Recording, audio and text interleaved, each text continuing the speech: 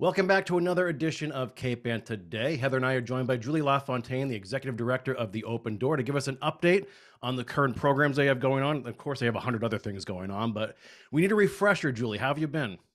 I've been doing great. Corey and Heather, it's great to be here. Thank you for having me. Things are busy at the pantry with the cost of fuel oil rising, makes it way more expensive to fill up our cars with gas. It costs more to heat our homes, and ultimately we're paying more at the grocery store. And so for people who have not needed to use the pantry in the past, but find themselves needing a little extra boost when there's too much month left at the end of the money, it's a good reminder that the food pantry is here, and things have changed a little bit. So, how have you adjusted to those changes? So, in response to the pandemic and coming out the other side, keeping pace with the way that everyone gets their groceries, we now have an online ordering platform that works very similar to Instacart or Peapod. You can log on and you can shop for your groceries. You have lots of choice. Everything's arranged by category. You can click yes or no, or you can take something if it looks good, leave it if it doesn't, and then choose the time that you'd like to come and pick up your groceries. And that's called Smart Choice? So it is. It's Smart Choice at the Open Door. And so Smart Choice is this really cool online ordering platform that really allows people to streamline what they're choosing to bring into their home. So, Julie, has the Open Door been suffering with these inflationary costs and supply chain issues? Are you guys feeling that too in trying to access foods, milk and cereal and all? Like everyone, we're feeling the pinch of the rise in food costs. And so we're just really working with all of our food partners, trying to bring in the best and the freshest at the lowest price that we can negotiate. Right. And I have to just emphasize the empathy I have for people out there in the community who are feeling these high costs. Our fuel bill went up 44%. I mean, that's a lot. How can people handle that? It's a shock. We experienced the same thing. We filled up the fuel oil tank, and it was astounding. It's the highest price I think we've ever paid. Yeah, same. So people must be feeling it just everywhere. So people are feeling it across the board, and so for people who've used the pantry in the past that maybe haven't been back since we switched to the online platform, you still can show up and get served food the same day that you show up, but your options will be fewer. So if you show up without an appointment, you'll get a basic pre-packed bag that has your milk and your eggs and some meat, some staples, and you'll definitely leave with some good wholesome food. But if you really want choice, the thing to do is to go to foodpantry.org the day before, and you can go up to order groceries. It's a tab that you can just click. And if you've not shopped here and you don't have a shopper ID, there's a new shopper form to fill out. Or you can call 978-283-6776, and someone will assist you in getting set up for an online ordering account. And then from then on, you can place orders yourself if you're comfortable logging in and going through the process. Or if you don't really have access to internet, or you really don't know how to use the platform, there's always someone on the other end of the line at the main number. And again, that number is 978-283-6776. And if English is not your first language, never fear. The Open Door has an on-demand translation service where we can provide support in over 170 different languages. Oh, wow. And we do have someone who orders regularly from us who speaks Swahili. We've got you covered. I guess so. That's impressive. So, Julie, what other spring programs do you have going on at the Open Door? So we're really excited to have our new farmers truck out on the road. We launched last fall with the Veteran Center here in Gloucester, and the farmers truck is just a great big food truck. The sides come up and the market rolls out, and it allows us to travel throughout our service area and get to some of those hard to reach areas or maybe some targeted areas. The truck this week is actually heading out to North Shore Community College in Lynn. It also makes a monthly appearance at North Shore Community College in Danvers. We were at the Salem Veterans Center last week, and then we have a schedule of stops through public housing neighborhoods and schools throughout our 10 city and town service area. Interesting. So just in case people have not used your services before, I think we should emphasize the quality of the food you offer at the Open Door. I mean, the fresh vegetables, frozen vegetables, frozen fish, frozen proteins. Do you want to talk about that a little bit, Julie? So really, the Open Door works to have a wide variety of foods that are culturally appropriate for people seeking help with groceries.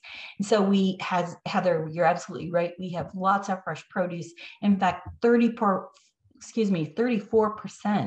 of everything that we distribute is fresh produce. And then in addition to that, we have fresh milk and eggs, cheese and yogurt. We often have butter. And then beyond that, we have every kind of cereal that you can imagine, because the community's been so generous in doing cereal drives for us. And then, your peanut butter and your tuna fish and your soup and all of the things that you would have in your cupboards. So there's a nice variety of food, not only that's fresh, but that is culturally appropriate for all palates. I was going to ask how successful the cereal drives were, because I know you had, I think, at least one, maybe two recently in the near recent past. And then do you have any upcoming drives where folks can get involved in? So, Corey, you're absolutely right. The community has rallied around the cry for cereal. And I think we've really focused in on cereal because for all of us, we may be willing to try other brands for lots of things, but most of us who eat dry cereal are pretty brand loyal to the kind of cereal that we eat. And so we asked the community to step up, and step up they did. All of our drives for the past year have been focused around cereal, and people bring in cereal by the carload, and then we take that cereal, we put it into our inventory. So if it's Raisin Bran that you want, you can choose Raisin Bran. If you like Life cereal, you can choose Life cereal. And it really allows us to be as direct to consumer as possible, and allowing you to get those things that feel like home on your breakfast table. Heather, do you like Life or Raisin Bran? I am kind of a leave the raisins out person, so I'll take Life. Oh, I love Life too. Life is good. Yeah. Life is good. Yeah. You know what I want to ask about, Julie, too, was the Empty Bowl dinner. And is that virtual again this year? So I'm so glad that you brought that up. The Empty Bowl dinner, we were not able to do it in 2020. Last year in 2021, we hosted a drive-through version of that, and we called the Empty Bowl to Go. So this year, Empty Bowl to Go 2.0, better than ever, will be on Saturday, May 7th from 4 to 6 p.m. People can make reservations online starting tomorrow, getting their tickets. That will be clearly marked right on the website where you can do that. And because, these past few years have been so hard on people's pocketbooks, we've kept the event to be a pay what you can event. And so you can go on, you can make your reservation, and then you can make a donation based on what you feel like you can afford to do. And then people on May 7th will be making their way down Emerson Avenue, the same road that many people found themselves on for the first time a few years ago when the pandemic hit, and maybe since then as well. And you'll come down Emerson Avenue, you'll take the same drive that people take up to the rear of the building to pick up your soup and your bowl. And there's a lot of really fun activities along the way, a lot of community cheer and support. That makes it a really fun drive-through event. So it's Empty Bowl to Go 2.0 drive-through event on Saturday, May 7th from 4 to 6 p.m. Reserve your tickets starting April 1st. Oh, nice. Yeah. I did it twice last year, Julie, did the drive-through, and everything about it from A to Z was awesome. Once you hit Emerson Ave, it's volunteers are everywhere. So they're literally leading you through the drive-through.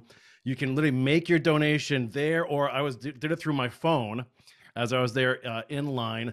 The food's great. The bowls are beautifully decorated. It's an awesome event. And you guys made it so easy for everybody to get it through, because it was a long, long line.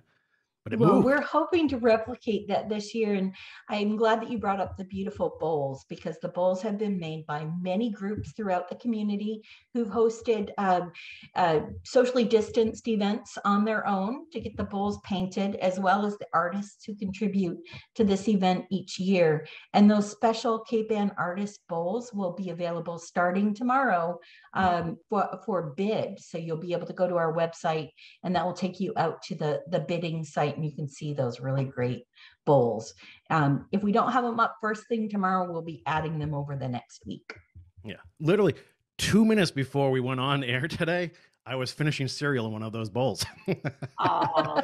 Legit. But You it know wasn't how to life, do it before. unfortunately. No, I got Honey Nut Cheerios instead. It's so interesting to hear what people use their bowls for. They usually have a really specific purpose. Like, this is a cereal bowl, or this is my popcorn bowl, or this is my ice cream bowl. And they become part of people's family histories and traditions. There are people who come for many, many years in a row. There are people who are coming now who came as kids, who are coming to the event with their children. And that kind of makes me feel old, but it also makes me feel good. That's great stuff. It's a great Gloucester tradition, that's for sure. Yeah. Okay, Julie, anything else going on? There's always something going on every day, but we do have our 2 food pantries, one in Gloucester, one in Ipswich. Same great inventory, same portal through foodpantry.org, or with assistance at our main phone number, 978-283-6776. And a cheerful and friendly person will answer the phone and help you. And we're just putting one foot in front of the other and making sure that we keep our community food secure, and we do that with every single person who is involved, and we appreciate that so much. Well said. And you can learn more, folks, at foodpantry.org. Julie LaFontaine, thanks so much for your time. We're going to come visit you soon. We're due for a visit. Yeah, That's right. Yeah. So we'll make that happen sooner than later.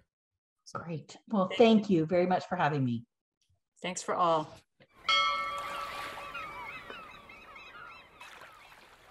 Interested in a sponsorship? Email sponsor@1623studios.org to learn more.